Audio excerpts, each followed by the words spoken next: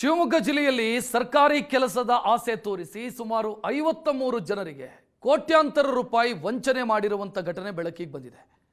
ಶಿವಮೊಗ್ಗದಲ್ಲಿ ಸರ್ಕಾರಿ ಕೆಲಸ ಕೊಡಿಸ್ತೀವಿ, ಅವಿಜ್ಞಾ ಇನ್ಫೋ ಸೊಲ್ಯೂಷನ್ಸ್ ಹೆಸರಲ್ಲಿ ಕಚೇರಿ ತೆರೆದು ವಂಚನೆ ಮಾಡಿದ್ದಾರೆ.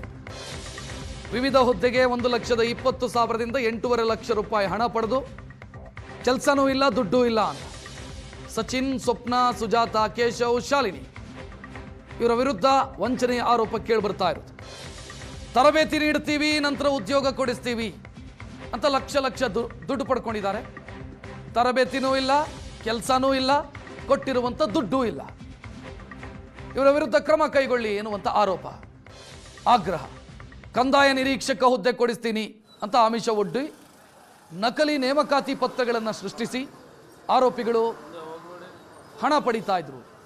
ನೋಡ್ತಾ ಇದ್ರಿ, ಅವಿಜ್ಞಾ ಇನ್ಫೋ ಸೊಲ್ಯೂಷನ್ಸ್ ಅನ್ನುವಂಥ ಸಂಸ್ಥೆ ಸ್ಪೋಕನ್ ಇಂಗ್ಲಿಷ್ ಕ್ಲಾಸು ಅಂತ ಬೋರ್ಡ್ ಹಾಕೊಂಡಿದ್ದಾರೆ. ಬಟ್ ಇವರು ಸರ್ಕಾರಿ ಕೆಲಸ ಕೊಡಿಸ್ತೀವಿ, ಅದಕ್ಕೆ ಬೇಕಾದಂಥ ತರಬೇತಿಯನ್ನು ಕೊಡಿಸ್ತೀವಿ, ಎಕ್ಸಾಮ್ ಪಾಸ್ ಮಾಡಿಸ್ತೀವಿ, ಉದ್ಯೋಗದ ಜವಾಬ್ದಾರಿ ನಮ್ಮದು ಅಂತ ವಂಚನೆ ಮಾಡಿದ್ದಾರೆ ಅಂತ ಮೋಸ ಹೋದವರು ಆರೋಪಿಸ್ತಾ ಇರೋದೀಗ.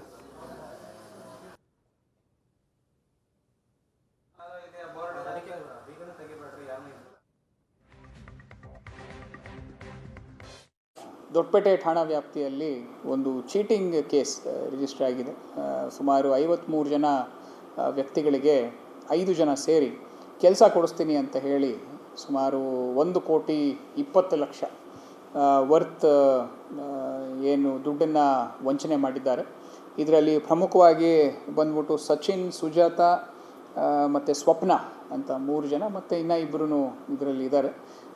ಇವರು 3 ಜನ ಸೇರಿ ಎಲ್ಲ ಕಡೆಗೂ ಒಂದು ಆಫೀಸ್ ಮಾಡಿಕೊಂಡು ನಿಮಗೆ ನೌಕರಿಯನ್ನು ನಾವು ಕೊಡಿಸ್ತೀವಿ ಅಂತ ಹೇಳಿ ಹಲವಾರು ಮಂದಿಗೆ ಒಂದು 5 ಲಕ್ಷ, 10 ಲಕ್ಷ, 15 ಲಕ್ಷ ಹೀಗೆ ದುಡ್ಡನ್ನು ಅವ್ರ ಕಡೆಯಿಂದ ಇಸ್ಕೊಂಡು ಈ ಕಡೆ ಕೆಲಸನೂ ಮಾಡಿಕೊಟ್ಟಿಲ್ಲ, ಆ ಕಡೆ ಅವ್ರಿಗೆ ದುಡ್ಡನ್ನು ವಾಪಸ್ ಕೊಟ್ಟಿಲ್ದೇ ಕಳೆದ 2 ದಿನಗಳಿಂದ ಒಂದು ಕೇಸು ಓಡಾಡ್ತಾ ಇದೆ.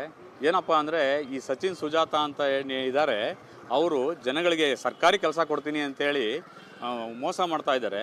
ಸುಮಾರು ಒಂದು 50 ಜನ ತನಕ ಮೋಸ ಮಾಡಿದ್ದಾರೆ, ಸುಮಾರು ಕೋಟಿಗಟ್ಟಲೆ ಅವ್ಯವಹಾರಗಳು ನಡೆಸಿದ್ದಾರೆ. ಇವರು ಇಲ್ಲಿ ಶನೀಶ್ವರ ದೇವಸ್ಥಾನದ ಕಚೇರಿ ಮಾಡ್ಕೊಂಡು ಜನಗಳಿಗೆ ಯಾಮಾರಿಸಿ ಇಲ್ಲಿ ಹತ್ತಿರ ಇದ್ದ ಒಂದು ಪ್ರಿಂಟಿಂಗ್ ಪ್ರೆಸ್ಸಲ್ಲಿ ಪಾಪ ಅವರಿಗೆ ಏನೂ ಗೊತ್ತಿಲ್ಲದೆ ಸ್ನೇಹಿತರಂತ ಬಂದು ಸೀಲ್ಗಳನ್ನು ಬಳಸ್ಕೊಂಡು ಅವರು ತಪ್ಪು ಸಂದೇಶಗಳನ್ನು ಕೊಟ್ಟು ಜನಗಳನ್ನು ಆದಷ್ಟು ಮೋಸ ಮಾಡ್ತಾ ಪ್ರಯತ್ನ ಪಡ್ತಾ ಇದ್ದಾರೆ.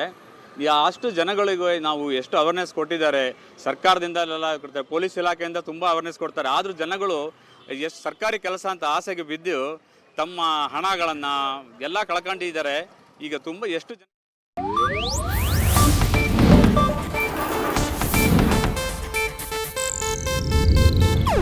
ಇದು ಏಷ್ಯಾನೆಟ್ ನ್ಯೂಸ್ ನೆಟ್ವರ್ಕ್ ಪ್ರಸ್ತುತಿ.